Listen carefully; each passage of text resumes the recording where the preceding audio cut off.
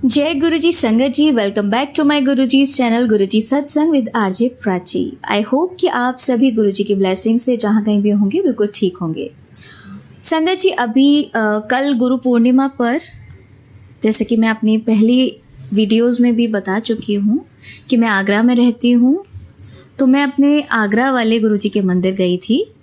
वहाँ पे गुरुजी के टाइम की संगत भाटिया अंकल हैं, तो वो एज अ काइंड ऑफ प्रवचन कह लें या फिर बताते हैं गुरुजी के बारे में कि गुरुजी कैसे थे, क्या थे। तो बहुत आनंद आता है, इतना अच्छा लगता है।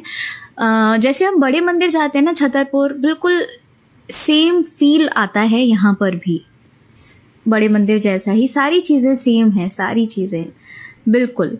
तो जब वो बताते हैं ना गुरुजी के बारे में तो इतना अच्छा लगता है संगत जी। और उन्होंने कई बातें कल ऐसी बताई जो मतलब सुन के रोंगटे खड़े हो गए। पता तो है ही हमें कि हमारे गुरुजी बहुत ज़्यादा चमत्कारी हैं, कुछ भी कर सकते हैं। और अगर हमारी लाइफ में प्रॉब्लम्स आ रही हैं तो वो भी उसकी वजह भी हम ही हैं। हमारे जो कर्म हैं वो कटवाते हैं हमारे गुरुजी। तो अंकल जी ने कल बताया कि जब हमारे गुरुजी थे अपने चोले में तो वो कैसे खून की उल्टियाँ करते थे। तो वो बता रहे थे कि वो अपने लिए नहीं करते थे, जो सामने जो संगत होती थी उसके कर्म कटवाने के लिए उन्हें खून की उल्टियाँ तक होती थी। और उसके बाद फिर वो अपने सिंहासन पर आके मुस्कुराते हुए बैठ जाते थे। किसी को कुछ पता ही नहीं चलता था कि क्या हुआ है इनके साथ। तो संगत जी, इतना ज़्यादा पॉजिटिविटी फील हुई ना कि हम गुरु संगत हैं, हम इस ऐसे कलयुग में ऐसे गुरु की संगत बने हैं जिसका कोई तोड़ ही नहीं है। संगत जी, मैं क्या ही कहूँ। मतलब ये मानिए आप कि यहाँ पे सिख भी आते हैं, हिंदू भी आते हैं, मुस्लिम भी आते हैं, क्रिश्चियन भी आते हैं, पारसी भी आते हैं, जैन भी आते हैं। तो कोई कास्ट है ही नहीं ऐसी कि जो ना आती हो। सब लोग गुरुजी की संगत हैं, सब एक साथ बैठते हैं, सब एक साथ लंगर खाते हैं। तो ऐसे कहीं देखा है आपने? जो एक इंडिया रिप्रेजेंट करता है सर्वधर्म समभाव, कि सारे धर्म एक जैसे हैं, एक समान हैं, ये बात कही जाती है, लेकिन ये सिर्फ फॉलो करता मुझे तो नहीं दिखता कोई। कहीं आरक्षण लगा हुआ है तो जो वैसी कास्ट वाले हैं, ब्राह्मण हैं या जो जनरल कास्ट में आते हैं, उन्हें बड़ा दुख होता है कि वो डिजर्विंग होते हुए भी रह जाते हैं सरकारी जॉब्स में से, उनका सिलेक्शन नहीं हो पाता। और जो SC ST वाले होते हैं उनका रिजर्वेशन की वजह से उनका सिलेक्शन हो जाता है। तो ये डिफरेंस है ना। अब ये डिफरेंस पहले बनाया गया था क्योंकि इन लोगों के साथ बहुत ज़्यादा जुल्म हुआ करते थे, तो उस समय को ध्यान में रखते हुए ऐसा किया गया, लेकिन वही फॉलो हुआ चला जा रहा है। तो एक तरीके से ये गलत है। तो एक जैसे कहाँ हुए धर्म। और अगर हम दूसरे पहलू की बात करें तो अभी भी कुछ फैमिलीज ऐसी हैं जहाँ पे SC STs को अभी भी अछूत और इस तरह के शब्दों का सामना करना पड़ता है। ये सारी चीज़ें फेस करनी पड़ती हैं। या आप अपने घर में मेड्स जो आती हैं उनके साथ काफ़ी घरों में ऐसा बर्ताव होता है कि मतलब सेम कप में चाय ना देना या पानी ना देना या खाने का कोई सामान ना देना, जबकि आप उन्हीं से बनवा रहे हो, खाना पीना उन्हीं से बनवा रहे हो, बर्तन वगैरह सब हो रहे हैं, सारी चीज़ें करा रहे हो। बट जब उनको देने की बारी आती है तो हम भेदभाव कर देते हैं। होता है, ज़्यादातर घरों में होता है। जो एक्सेप्शनल घर हैं उनकी बात मैं नहीं कर रही। तो एक भेदभाव देखने को मिलता है, ज़्यादातर देखने को मिलता है। लेकिन मेरे गुरुजी के यहाँ, हमारे गुरुजी के यहाँ ये चीज़ जो सारे इंडिया में होनी चाहिए वो इन्होंने करके दिखाया। हमारे गुरुजी ने साथ में लंगर कराने का जो मकसद है वो यही है कि सब लोग अपने भेदभाव छोड़कर सब बैठ के एक साथ खाना खाएं, ऐश करो।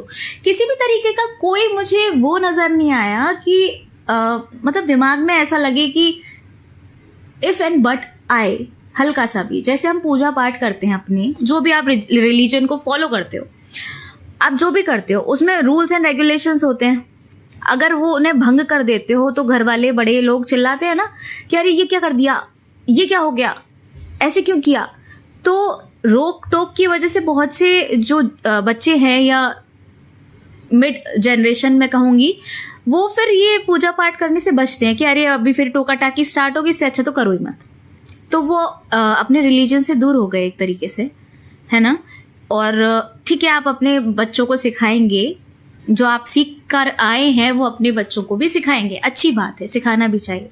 लेकिन हर जगह रूल्स एंड रेगुलेशंस होते हैं, हमारे गुरुजी के यहाँ भी है। लेकिन यहाँ पे किस टाइप के हैं? यहाँ पे इस टाइप के हैं कि बिल्कुल पिन ड्रॉप साइलेंस हो, जैसे कि जो वहाँ शब्द वाणी चल रही है उसे आप सुन पाएं, उसे आप समझ पाएं, उससे जो चीज़ें, जो पॉजिटिविटी, जो ऑरा निकल रहा है उसको महसूस कर पाएं।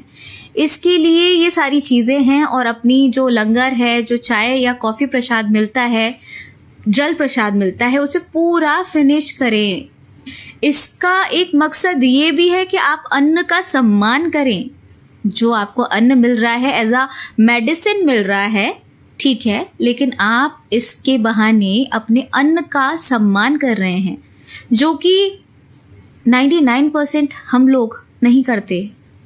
गुरुजी के यहाँ जाके तो हम बिल्कुल चाट चाट के बिल्कुल साफ कर देते हैं सब कुछ, क्योंकि भाई पता है कि लंगर है, प्रसाद है, इससे हमारी चीज़ें सॉल्व होंगी, क्योर होंगी। इस वजह से मकसद है ना हमारा, बेवजह तो हम नहीं कर रहे, हम अंदर से प्योर हैं ही नहीं। और लोग होंगे, मैं अपनी बात करूं तो मैं तो शायद नहीं हूं, मेरे अंदर तो ये है कि शायद ऐसा करने से मुझे गुरुजी और ज़्यादा ब्लेस करेंगे। एक क्या कहूँ मैं, इसे क्या बोलते हैं, अलग ही चीज़ है ये, प्योरिटी में तो नहीं आ रही है। एक ये होना चाहिए कि मेरे गुरु ने दिया है और मुझे ख़त्म करना है, गुरु ने कह दिया तो कर दिया, और फिर आप उसे अपने जीवन में भी उतार रहे हो, तब तो आप प्योर हो। कि खाली आप बस गुरुजी के आश्रम गए, वहाँ पे आपने ये वाली चीज़ें फॉलो की, और जैसे आप अपने घर आए फिर से वही सब छोड़ना, मतलब थाली में कुछ भी छोड़ दिया, नहीं अच्छा लग रहा तो छोड़ दो, रहने दो, गाय खा लेगी, या फेंक देंगे। बहुत लोग तो फेंक ही देते हैं। सेम होते हैं उनके घर में कूड़ादान, और उसमें जो अन्न का जितना भी सामान होता है वो सब उसी में डलता है। तो आप फॉलो कहाँ कर रहे हैं? आप चीज़ों को फॉलो ही नहीं कर पा रहे हैं, और फिर आप अपने आप को गुरुजी की अगर संगत कह भी रहे हैं तो आप पूरी तरीके से अभी गुरुजी से जुड़े ही नहीं हैं। मैं अपनी बात भी कर रही हूँ, हम जुड़े ही नहीं है ढंग से। जो ऐसा वो चाहते हैं, अगर उनकी जो चीज़ें हैं उनको फॉलो करें, अच्छे तरीके से उनको समझें, तो बहुत डेप्थ है संगत जी, बहुत डेप्थ है, बहुत कुछ है सीखने को, बहुत कुछ। हम एक एक चीज़ ही अगर अच्छी तरह सीख लेंगे ना, तो बहुत पॉजिटिविटी आ जाएगी लाइफ में, बहुत चीज़ें बैलेंस हो जाएंगी। हमारे गुरुजी कहते थे कभी किसी का दिल नहीं दुखाना है, तो इसी से जुड़ी हुई है ना सारी बातें। आप किसी को खुश करने के लिए अगर कुछ कर देते हो, ये सोच के कि अगर मेरा ऐसा कहने से उसके दिल को चोट पहुंचेगी तो मैं ऐसा ना कहूं, तो बस आप हो गुरुजी के फॉलोअर अच्छे वाले, आप दिल से जोड़ रहे हो।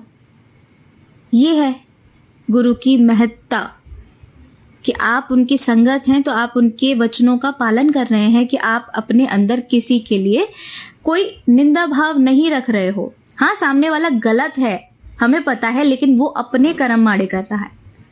आप उसके लिए कहो गुरुजी इसको सद्बुद्धि दो, इसको सीख दो, आप करो इसका सब, ये कहो। मैं ये नहीं कहती, हम मानव हैं तो हमें गुस्सा आता है, हम कहेंगे, लेकिन हम ज़्यादा उसी के बारे में सोचते रहे, हम उसे ऐसा करने की कोशिश कर सकते हैं ना कि ये हमारे साथ ऐसा कर रहा है, लेकिन हम अपने तरीके से कैसे इस चीज़ से बच सकते हैं, तो उसको बचने का उपाय सोचना चाहिए। क्या हमें सामने वाले को बिल्कुल मुंह तोड़ जवाब देना है तभी वो मानेगा, या फिर हमारे जवाब देने से उसे कोई फ़र्क ही नहीं पड़ेगा?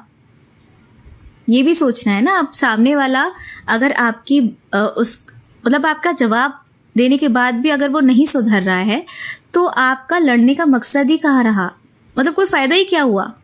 आपने अपनी ज़बान ख़राब करी, अपना टाइम वेस्ट किया। तो अगर सामने वाला ऐसा है कि उससे बात करने का कोई फ़ायदा ही नहीं है, तो आप बात ही मत करो, बिल्कुल चुप हो जाओ, डिस्टेंस मेंटेन कर लो, एकदम टू द पॉइंट बात करो, उससे ज़्यादा बात ही मत करो, बोलो ही मत, तो कर्म भी माड़े नहीं होंगे। जितना चुप रह सकते हो उतना चुप रहो। बोलने से अच्छा है बचना, चुप रहना। तो मैंने तो यही सीखा। कल तो मुझे इतना आनंद आया संगत जी, बहुत सारी चीज़ें थी। और अंकल जी ने एक जैस्मिन अरोड़ा आंटी जी के सत्संग के बारे में बताया। मैंने घर आते ही सर्च किया उनका सत्संग, और मैं संगत जी में क्या बताऊँ, इतने गूज़बम्स आ रहे थे कि मेरा मन कर गया कि मैं अपनी सारी जो मेरा गुरु परिवार है, हमारी पूरी संगत फैमिली है, उनके साथ मैं उन आंटी जी का सत्संग शेयर करूं, जिससे कि जो लोग नए जुड़ रहे हैं या जो लोग जुड़ चुके हैं पूरी तरीके से, मेरे जैसे नहीं जुड़ पाए, जैसे कि मैं भी गुरु जी से 5 साल से जुड़ी हुई थी, लेकिन अभी बना है मेरा कनेक्शन पिछले साल से, जब से ये चैनल स्टार्ट किया है। जो रियल कनेक्शन होता है वो अब बना है। तो ज़रूरी नहीं है कि आप गुरु जी से जुड़ गए तो अंदर से ही जुड़े हों। जो 1-to-1 कनेक्शन होता है ना, कि आप एकदम से मन में टेलीपैथी हो जाती है। मैसेजेस देखना अलग चीज़ होती है संगत जी। एक मन में जो टेलीपैथी गुरुजी देते हैं ना, अचानक से कि ये हुआ वो हुआ, या फिर एंजल नंबर्स दिख गए, आप समझते होंगे, संगत हैं तो गुरुजी अपनी प्रेजेंस दिखाते हैं। जब वो होने लगता है ना, तब लगता है कि हाँ, ये तो भाई हमारे गुरु की तो बात ही अलग है, ये तो चीज़ ही अलग है। ये तो मतलब कोई इफ एंड बट मन में रहने ही नहीं देंगे, सब कुछ करा देंगे। बस हमें इनको मानना है, इनसे मांगना नहीं है संगत जी। और इसका एग्जाम्पल ये वाली आंटी का सत्संग है। तो संगत जी, इस सत्संग को मैं आपसे हाथ जोड़कर प्रार्थना करती हूँ, इसे बीच में मत छोड़ना। मुझे नहीं लगता कि अगर आप सुनना शुरू करेंगे तो आप इसे बीच में छोड़ना चाहेंगे, क्योंकि ये आंटी का ऐसा सत्संग है ना, बहुत ही अद्भुत। और ये भी नहीं है कि ये आंटी गुरुजी के टाइम की थी, अभी की बात है, कोरोना टाइम की।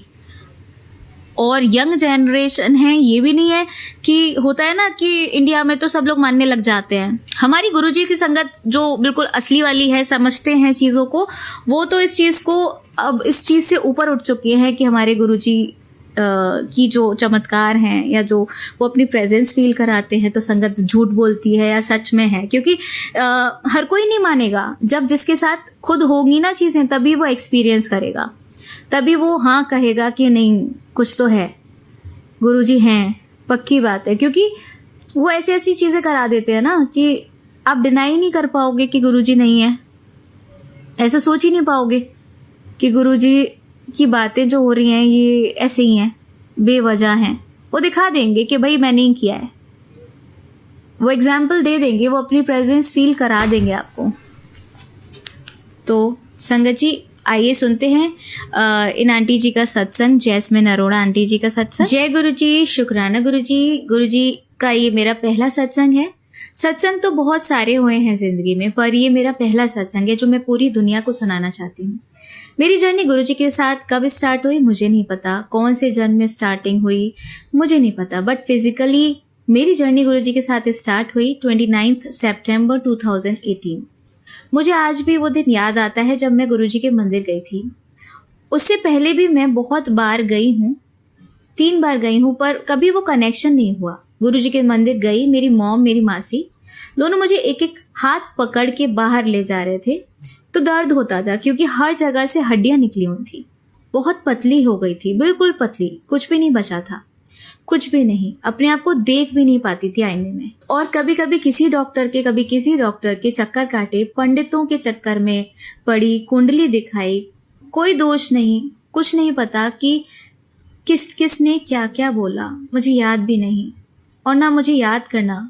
डॉक्टर्स ने तो हार मान ली थी। डॉक्टर कहते थे कि इस बच्चे की रिपोर्ट में तो कुछ आता ही नहीं है। 28 किलो वेट रह गया था मेरा, 72 kgs वेट होता था। बिल्कुल ऐसा हो गया था कि डॉक्टर कहते थे कि ऐसे ही हुआ तो ये जिंदा नहीं रह पाएगी। डॉक्टर्स ने हाथ खड़े कर दिए थे बिल्कुल कि हम तो डायग्नोज ही नहीं कर पा रहे, कोई भी टेस्ट नहीं बता पा रहा कि क्या हुआ है। मेरी पूरी फैमिली रोती थी। मेरे दादा, जिनको मैंने आज तक अपनी लाइफ में रोते हुए नहीं देखा, उनको मैंने बच्चे की तरह रोते हुए देखा है मेरे लिए। क्योंकि माँ बाप से ज्यादा तो प्यार तुम्हें जिंदगी में कोई नहीं करता, पर मेरे हिसाब से माँ बाप से भी ज्यादा प्यार तुम्हें कोई करता है, वो है हमारे गुरुजी। क्योंकि वो तुम्हारे माँ बाप से भी प्यार करते हैं, वो तुमसे भी प्यार करते हैं, वो सबसे प्यार करते हैं। तो 29 सितंबर को मैं गुरुजी के मंदिर गई। उससे 2 साल तक, उससे मतलब 2 साल पहले तक मैंने गुरुजी के बारे में सुना था, बस कभी परखा नहीं था, कभी जाना नहीं था कि कौन है, कौन से गुरुजी हैं, क्या है, कुछ पता ही नहीं था। जब मेरी हालत खराब थी तो मैंने भगवान से मेरा जो विश्वास था वो उठ गया था। मेरी मम्मी से मैं कहती थी कि भगवान तो मेरी कोई मदद ही नहीं करते, मैंने कभी किसी का बुरा नहीं किया तो भगवान ने मेरे साथ ऐसा क्यों किया। तो मेरी मम्मी कहती थी कि मुझे विश्वास है कि कभी किसी के साथ हमने बुरा नहीं किया तो हमारे साथ भी बुरा नहीं होगा। मम्मी का विश्वास बना रहा, लेकिन मेरा विश्वास टूट गया। 28 तारीख को, 28 सितंबर सुबह की बात है, मैं उठ भी नहीं पा रही थी। उठ के मैं पानी तक नहीं पी पाती थी। मैंने 2.5 साल तक खाना ही नहीं खाया था, मैं पानी पे जिंदा थी। नारियल पानी पीती थी सिर्फ, पानी भी कभी कभी नाक से बाहर आ जाता था। तो मैंने मम्मा को सुबह रोते रोते सफाई करते हुए देखा। तो मम्मा ने छोटा सा एक स्वरूप गुरुजी का मुझे दिया। तो मैंने उस गुरुजी के स्वरूप को फेंक के मारा कि कौन है ये, भगवान मेरी नहीं सुन रहा तो ये क्या सुनेंगे। तो मेरी मम्मा ने उनके आगे जाके बोला कि अगर तुम हो और तुम्हें इसे लेके जाना है तो लेके चले जाओ, अगर बचाना है तो बचा दो, इतना तड़पाओ नहीं। तो और मेरी मम्मा रोते रोते वहां से चली गई। दिन के टाइम मेरी मासी का फोन आता है मेरे पास कि किसी ने ना तेरे लिए महाकाल की विभूति भिजवाई है। महाकाल मेरे भोलेनाथ, उन्होंने बोला विभूति भिजवाई है। मैंने कहा मासी मुझे नहीं चाहिए विभूति, भोलेनाथ ने मेरी इतनी नहीं सुनी। मैंने इतनी फास्टिंग करी उनकी, मैं पहले बहुत फास्टिंग करती थी, शिव जी के बहुत व्रत रखती थी। तो मेरी मासी बोली कि नहीं बेटा, तू मेरे कहने पर ना एक बार वो अपने माथे पर लगा ले। मैंने कहा चलो ठीक है, करके देख लेते हैं। मासी घर आती है, मासी ने बताया कि मेरी डॉली दी है, उन्होंने भिजवाई थी महाकाल की विभूति मेरे लिए।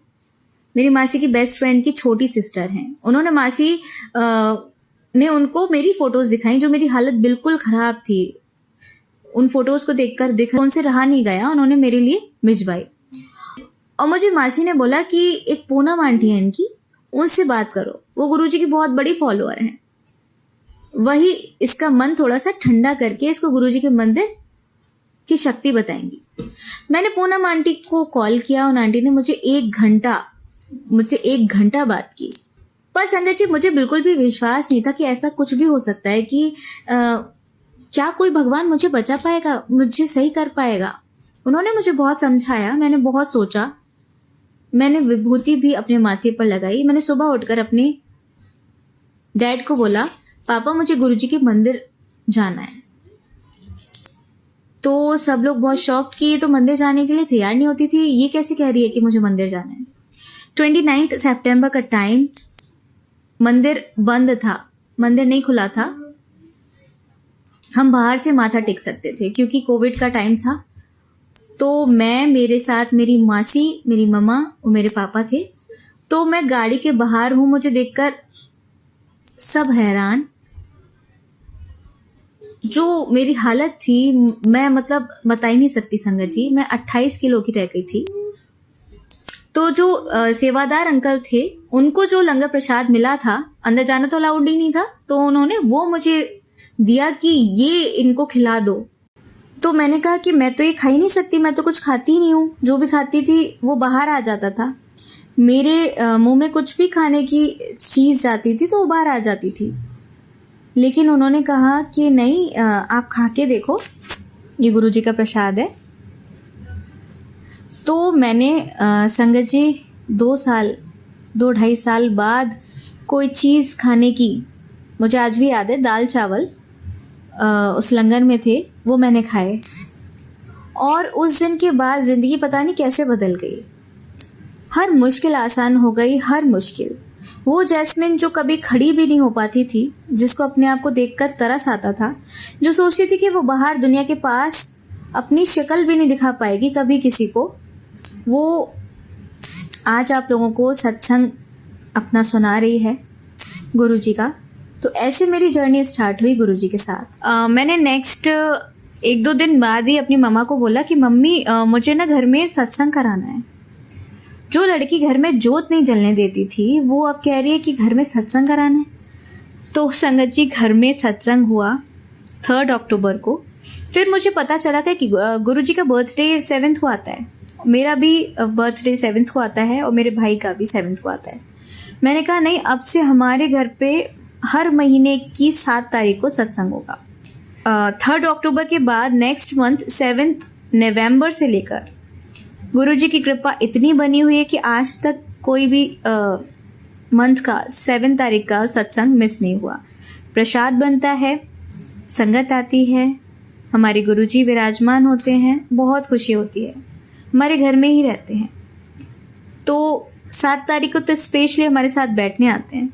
तो वहाँ से मेरी जर्नी स्टार्ट हुई। 28 किलो से मेरा जो वज़न था वापस ठीक होने लगा। मुझे मेरे गुरुजी ने मेरी ज़िंदगी वापस लौटाई। शायद मेरे ग्रह इतने अच्छे नहीं थे, मैं नहीं बोलूँगी, मेरे कर्म अच्छे हैं, क्योंकि हम सबसे भूल चूक में कोई ना कोई गलती हो जाती है। बट मुझे पता है मेरे माँ बाप ने कभी किसी का दिल नहीं दुखाया।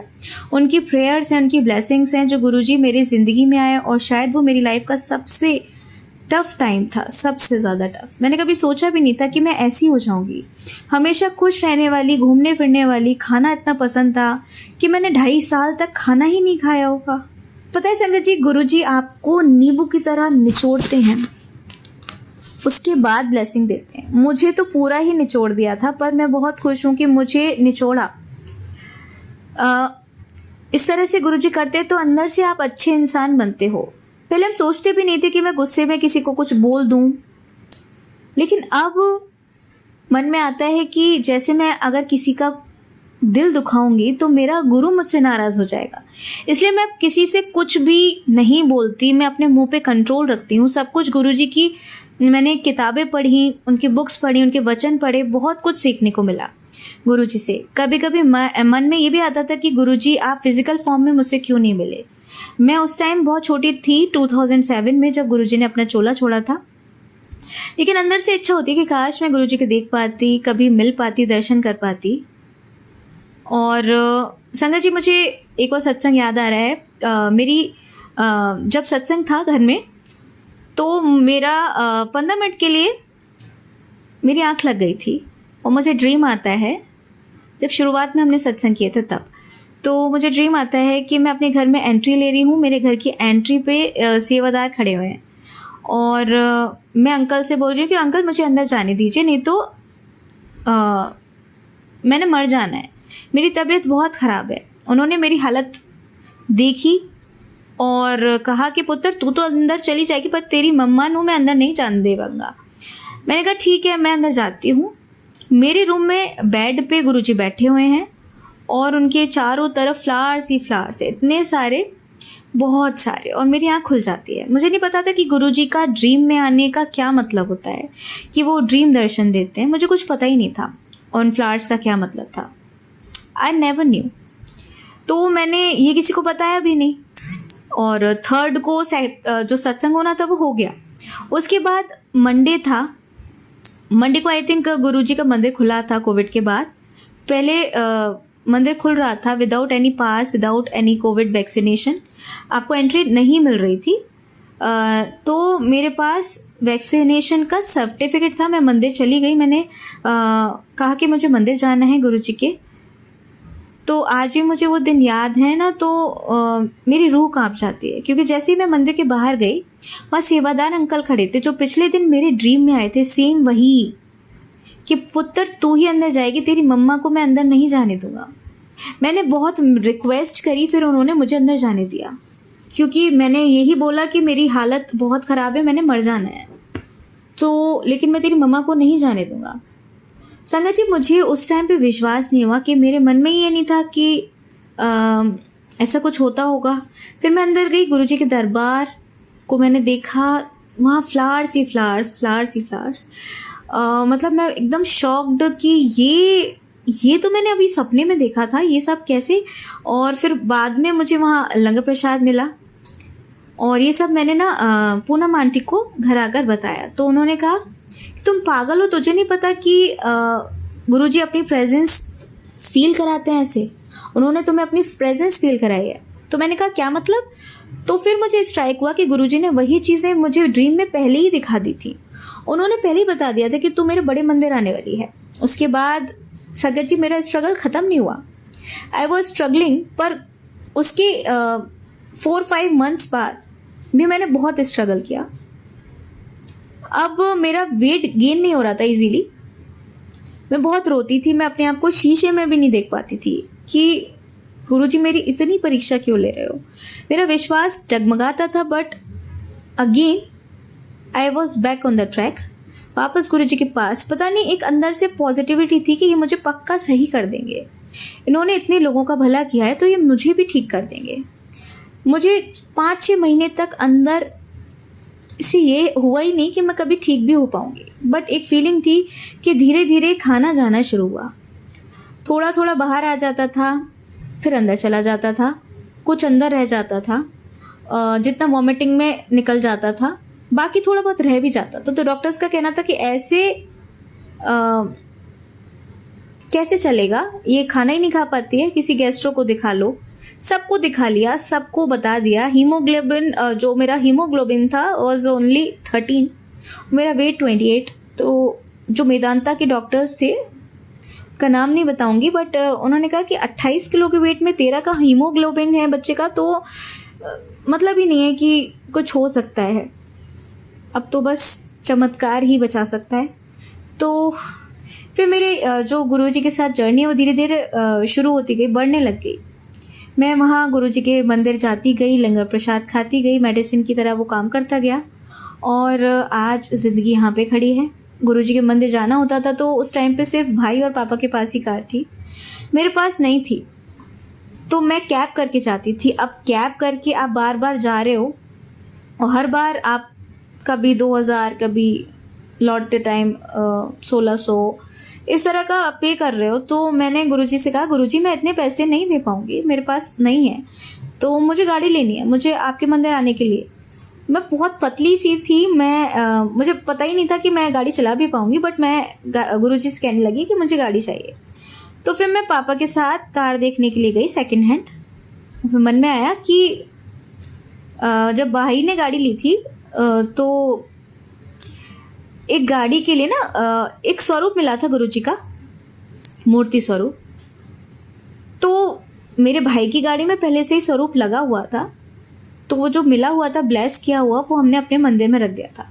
फिर मैंने सोचा कि पता नहीं क्यों आया है, किसके लिए आया है, ठीक है इसे मंदिर में रख देते हैं। फिर पता नहीं ऐसे ही थॉट आता है कि मैंने पापा से कहा कि पापा चलो नई गाड़ी देखने चलते हैं। तो हमने जब उस समय मुझे i20 बहुत पसंद थी, जब वो लॉन्च ही हुई थी, नई नई थी, मैं 12th क्लास में थी, तो वो मुझे काफ़ी पसंद थी और मैं उसको ख़रीदना चाहती थी। अब मुझे नहीं पता गुरुजी ने सब कुछ कैसे कराया, मैंने कार को बुक किया, मैंने कभी सोचा भी नहीं था कि मैं अपनी खुद की कार ले पाऊँगी।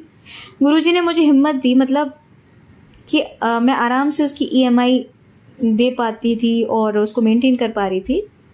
सब कुछ बहुत गुरुजी का दिया हुआ है, किसी का नहीं दिया, ना मेरे माँ ने दिया, ना मेरे बाप ने दिया, ना मेरा खुद का है, सब मेरा गुरु ने मुझे दिया। और हमारे गुरु ऐसे देते हैं ना कि पता भी नहीं चलता। और जबकि सबको देखते थे ना जब मुझे, तो सब यही कहते थे कि ये तो बस गई। और आज का टाइम है जब मेरे घर में कोई गुरुजी को पहले नहीं मानता था, और आज सब गुरुजी के इतने बड़े वाले फॉलोअर बन गए हैं, सबके घर में गुरुजी के स्वरूप ही स्वरूप हैं। और वो आज जो स्वरूप हमें मिला था वो आज मेरी गाड़ी में लगा हुआ है। और हमारे गुरुजी को पता था ना कि ये झल्ली गाड़ी लेगी, तो इसके लिए मैं स्वरूप पहले ही भेज देता हूँ। इतने प्यारे हैं हमारे गुरुजी, हर सत्संग में आते हैं, अपनी प्रेजेंस फील कराते हैं, इतना प्यार देते हैं, किसी के साथ पार्शियलिटी नहीं करते। आप अगर दिल के साफ नहीं भी हो ना, तो भी हमारे गुरुजी सबसे प्यार करते हैं। मैं किसी एक कंपनी में जॉब करना चाहती थी बहुत टाइम से, तो उसमें 3 दिन ऑफिस जाना होता था और बाकी के 3 दिन वर्क फ्रॉम होम होता था। तो मुझे नहीं लगता था कि मेरा इंटरव्यू निकलेगा, लेकिन मैंने गुरुजी से कहा कि आप मुझे इतना स्ट्रगल क्यों करा रहे हो। तो फिर मेरे गुरुजी ने इंटरव्यू क्लियर कराया। मुझे खुद को नहीं पता था, बट गुरुजी को पता था कि ये चीज़ मुझसे मांग रही है। हमारे गुरुजी हमेशा कहते हैं ना कि मांगो नहीं मानो, लेकिन हम तो इंसान हैं। मैंने मांगा, तो मेरी जब मेरी उस ऑफिस में लग गई, तो मैंने वहाँ बहुत स्ट्रगल किया। वहाँ का एनवायरनमेंट बहुत ज़्यादा स्ट्रगलिंग था, जैसा मैंने अपनी लाइफ में कभी नहीं किया। तो इतना मुश्किल हो जाएगा मैंने सोचा भी नहीं था। और 3 महीने में मुझे लगा कि अब मैं यहाँ नहीं कर पाऊँगी और मैं यहाँ से बहुत ज़्यादा अपसेट हो गई। तो फिर गुरुजी ने मुझे वही थॉट दिया कि तू मांगती रहती थी ना, इसीलिए मैंने तुझे दे दिया, लेकिन वो तेरे लिए अच्छा नहीं था, इसलिए मैं तुझे वो दे नहीं रहा था। लेकिन तूने बार बार बोल बोल कर मुझसे वो चीज़ मांगी, इसीलिए मैंने तेरा इंटरव्यू क्लियर करा दिया। तो संगत जी बस यही है कि आप चीज़ों को मांगिए मत, क्योंकि आपको नहीं पता वो आपके लिए ठीक है या नहीं। हमारा गुरु सब जानता है, और जो हमारे लिए ठीक होता है वो हमारा सही समय आने पे वो हमें देते हैं, भाई देते हैं वो हमें। तो हम मांगेंगे और हमें वो चीज़ दे भी देंगे। जैसे हम अपने माँ बाप से ज़िद करते हैं तो हमारे लिए कोई चीज़ सही नहीं होती, तब भी हमारे ज़िद करने पर, ठंडी होने पर भी बच्चों को आइसक्रीम दिला देते हैं माँ बाप, जबकि उन्हें पता है कि ये इसको नुकसान करेगी। और जब बुखार हो जाता है तब हमें लगता है कि नहीं, हमें नहीं खानी चाहिए थी। तो वही सेम सिचुएशन होती है संगत जी। तो अब मेरी जॉब जहाँ है वहाँ पे मैं बहुत खुश हूँ। वो सब गुरुजी ने धीरे धीरे सेटल कराया। उसके बाद मैंने खाना शुरू किया, फिर वेट गेन होना शुरू हुआ, मेरी ज़िंदगी बदलती गई। उसके बाद मैंने कभी सोचा भी नहीं था कि मैं अपना सत्संग शेयर कर पाऊँगी। और जब भी मैंने अपना सत्संग शेयर किया पहली बार तो सब मुझसे यही पूछते थे कि आपको कौन सी बीमारी हुई थी ऐसी। लेकिन संगत जी मुझे पता ही नहीं चला, और डॉक्टर्स को भी नहीं पता चला कि किसी टेस्ट में डायग्नोज नहीं हुआ कि मुझे हुआ क्या था।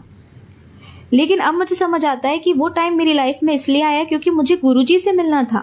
आज मैं उस टाइम को याद करके रोती नहीं हूँ, मैं खुश होती हूँ कि अगर वो टाइम नहीं आता तो मैं अपने गुरुजी से मिल ही नहीं पाती।